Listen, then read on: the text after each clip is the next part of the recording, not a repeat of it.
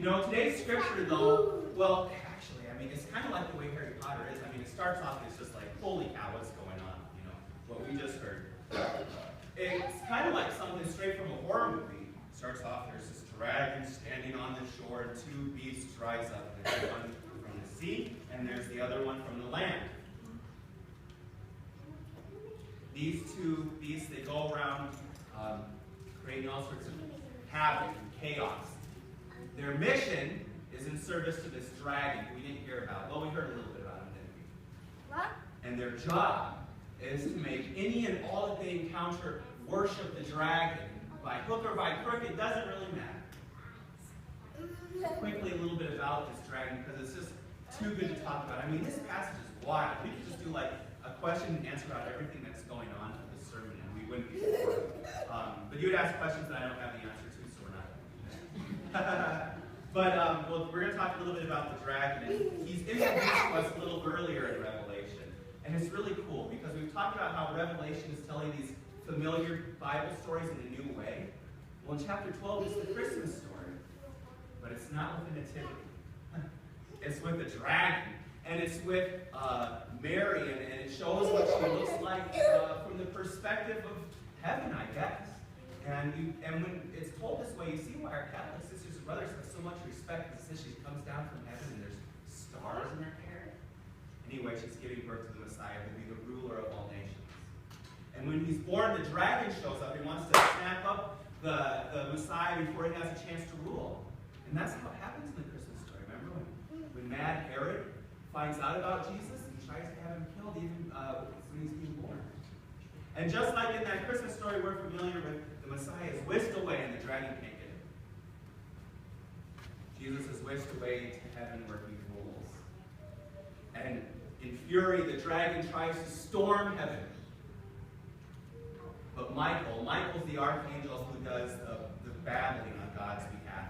Michael and his battalion, they go to war with the dragon. They make quick work of him. They throw the dragon down. The dragon lands to earth in a heap like a pile of dirty laundry.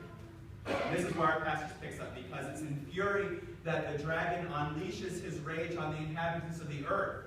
And his cronies in this mission are two beast humanity. Now, the temptation right here is sort of to go down the rabbit hole, like who are these beasts and how do they operate? In what ways do they show up now? Like those specials that are on late at night on the History Channel. Demons, then and now. Do one of those things. But that'd be an exercise in missing the point. Because while John talks a little bit about how these beasts operate, he doesn't spend that much time with it because his interest is elsewhere. In fact, if you look where his vision keeps redirecting us, you can't fail to miss what his point is. So quickly we'll talk about the beasts so they don't just sit there and confuse us. The first one, the beast that rises from the sea, the way that Rome's navy would show up on the shores of one of the nations that they've subjugated. This is the beast who rules by power, by might.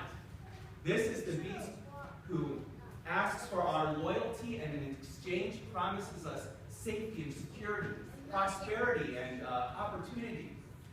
This is the beast who promises what only God can give and asks for what only belongs to God. Asks for our loyalty and promises us salvation. And then the second beast, the one from land, is the beast that looks like a lamb but sounds like a dragon. That's how John says a wolf in sheep's clothing. This is the beast in the wolf in sheep's clothing of religion. That it turns out religious hucksters, it isn't a new gig, it's been around for a long time. In fact, this doesn't have anything to do with the sermon, it's just such a great detail I can't not mention it. But it talks about how they make the idol and they figure out a way to make it talk. When I was studying for this sermon, they do stuff like that.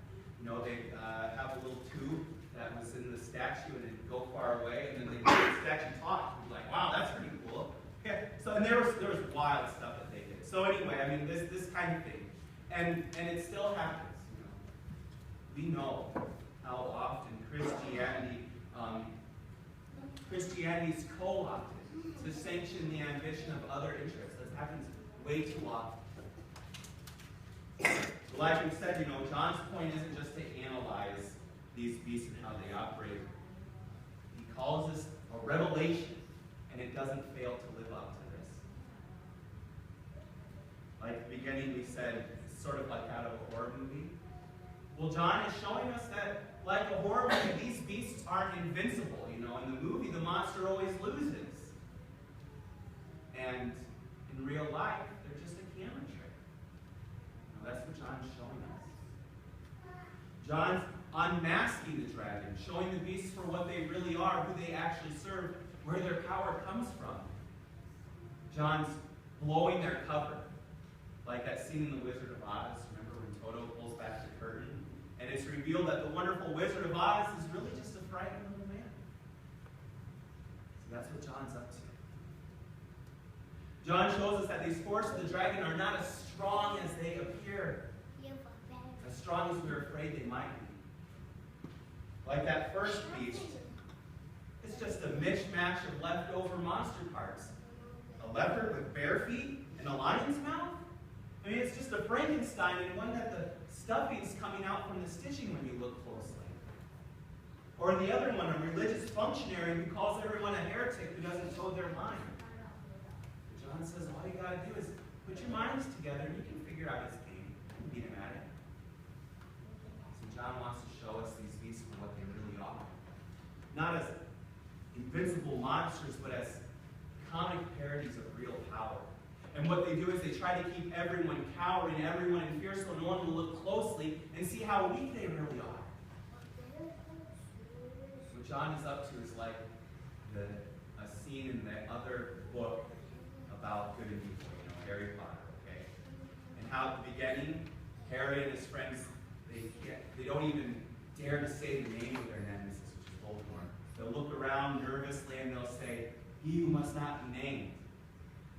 Until Dumbledore, who's Harry's mentor, you know, Dumbledore is to Harry as St. John is to us. And Dumbledore says, "Call him Voldemort, Harry. Always use a proper name for things. Fear of a name increases fear of the thing itself." That's pretty good. But that's a good way of putting it. This is what John's up to. He's showing us these beasts for what they really are. You can relate to this. Like the way a parent will go into a frightened child's room in the middle of the night and turn on the lights. Look under the bed, you know, open the closet. There's nothing to be afraid of. Now, that's what John's doing for us. And to really let him do this for us, we got to name the rub, right? If the sermon just ended saying, "You don't got to worry about being sentenced to death for your faith because Jesus has overcome death," that'd be a little empty, wouldn't it? Because none of us are going to be faced with that. We're not going to be sentenced to death for our faith. There's an affecting book about this predicament. It's called Silence. It was made into a movie, too, by Martin Scorsese. It wasn't like a huge one, though. It never showed here. But it's out on DVD now, you can find it. And it's a historical fiction. And it's about a couple of Portuguese Jesuit missionaries who go to Japan in the 17th century. And this is when Japan got tired of the westernizing of the country when they were closing off their borders. These priests are going there on a mission. One to vindicate, to find a mentor, and then, of course, to spread the faith. And they go willing to do anything for their noble cause, to die if they have to. But the trouble is, by the time they get to Japan, the samurai there have already figured out that killing the missionaries doesn't work. That killing the missionaries only makes more converts. That the missionaries' witness in the face of their death only spreads the faith. So they're not going to let these missionaries have a heroic martyrdom. Instead, what happens is they're forced to renounce their faith and then live a respectable life. And that's the kind of thing I think we can relate to. In fact, these days, I think what we're learning in the church, in North America at least, is that indifference is more dangerous to what we're up to than persecution. That apathy is a better way to silence Christians than killing them. Because now the beasts threaten us with social suicide, don't they? You know, don't do that, you'll look weird. Don't say that, they might think you're one of those Christians, right? And you know, the reason that I can name them so easily is because I've heard it. And if I'm being honest, I would probably listen to them more closely than I should. You know, today's vision convicts me.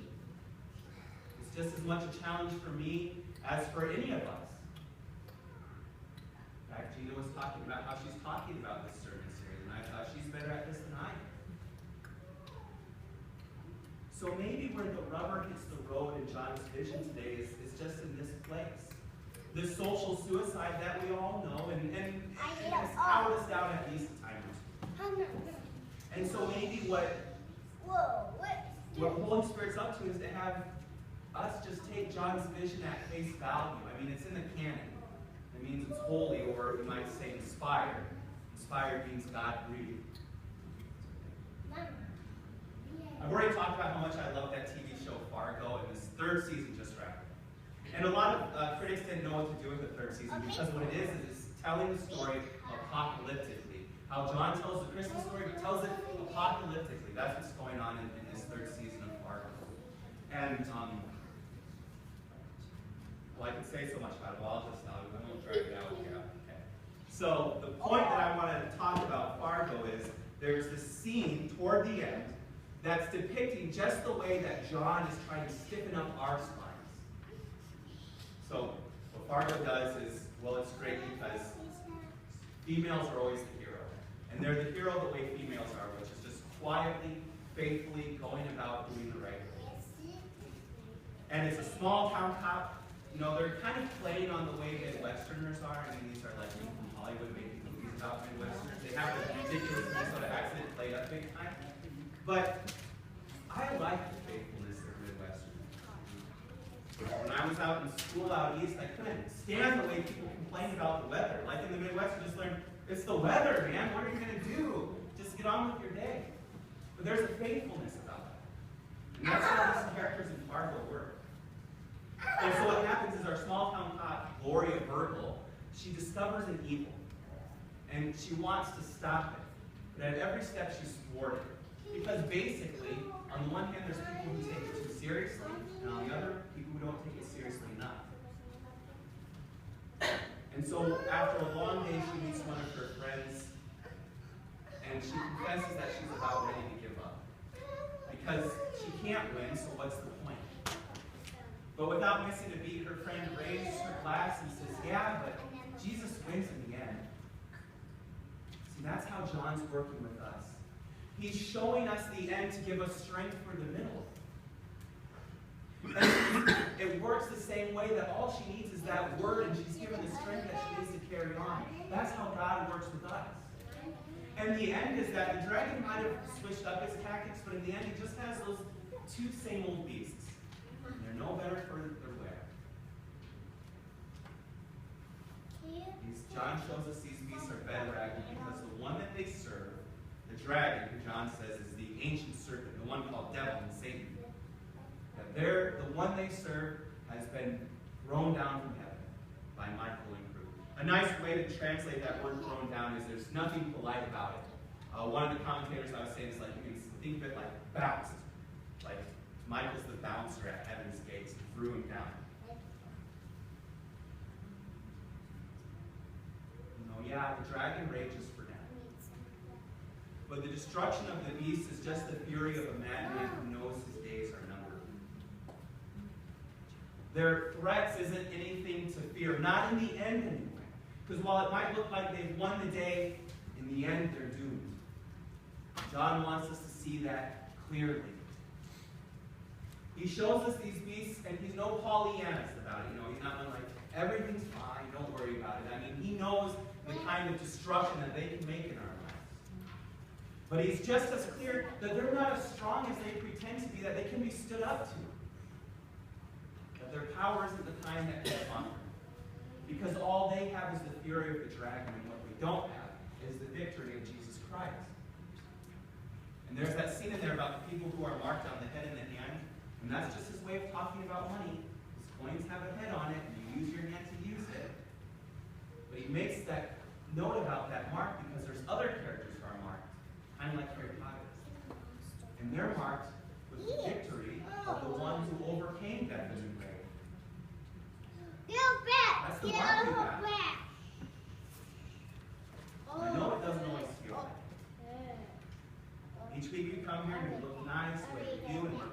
each other the way we are, but some weeks you're just kind of barely hanging on. It's because the beast can make a mess of things, you know. John doesn't want us to lie about it, that it's just the way it is. That in the face of their worst, we can know how weak we are. And so John shows up and he calls their bluff. All they have is death. And it might be the death of, you know, a little death. Like the death of being the one in charge of your own appearance, you know, of thinking you can't do anything strange or say anything weird, you know. Or it could be real death. Because we won't be sentenced to death for our faith, but we will die. And on that day, we'll die for something. And John shows us it can be for our faith, even a quiet death. And what John is showing us is that when these beasts come bringing the death that they've been threatening us with, that they're going to find out we've been marked by the one who threw down their master. And on that day, what we'll find out for ourselves is how feeble they are in the face of Jesus. For now, we catch glimpses of this as we walk by. We catch glimpses of it in, and I want to talk about two really quickly. One, like the social suicide that we're threatening. Jesus knew about that. And he said, I tell you that there's not one of you who's given up friends and family for my sake who won't gain it back hundredfold. And what he meant is the people that are sitting right next to you. That we have each other. And when we're there for each other, when one of us has had a week, you fulfill that prophecy, Jesus. And the other one's at funerals. The reason that we possess the body in here is to say to the dragon, this one's been marked. You don't get this one. You catch glimpses of it. But what's promised is that the end, our faith will be transformed into sight. And we'll see for ourselves that John's vision wasn't a vision, that actually it's the way things are. See that we've been walking around with a mark that's a whole lot stronger than we ever knew. The mark of the victory that matters. The mark of the victory of death. And we have a hymn to sing that's all about it. Hymn 721, Goodness is Stronger Than Evil. Let us rise and sing these words. Let them be true. Goodness is stronger than evil. Hymn 721.